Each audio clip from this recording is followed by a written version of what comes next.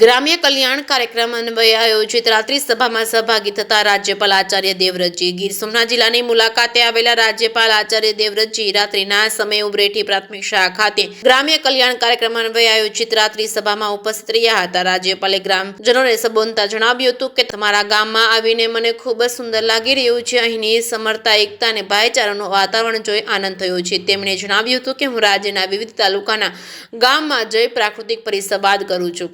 તેમણે અનુસૂચિત જાતિના પરસોત્તમભાઈ રેણુકાના ઘરે રાત્રિ ભોજનમાં રોટલાથી મળેલ આનંદ વ્યક્ત કરીને પરસોત્તમભાઈના મોટા ભાઈ કાળુભાઈ સાથે આત્મીયતાથી થયેલી વાતચીત અને પરિવારના સ્નેહ ભાવને વ્યક્ત કર્યો હતો। રાજ્યપાલે જણાવ્યું હતું કે કોઈ પણ ગામ અને દેશ ત્યારે પ્રગતિ કરી શકે છે કે જ્યારે ગામના નાગરિકોમાં સુટેવો હોય।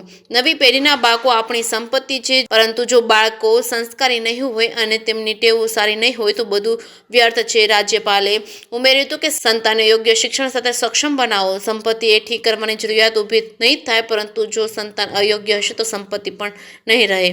જે કે સિંહ ગુજરાતી સાથે મહેશ વાજા, સોમનાથ।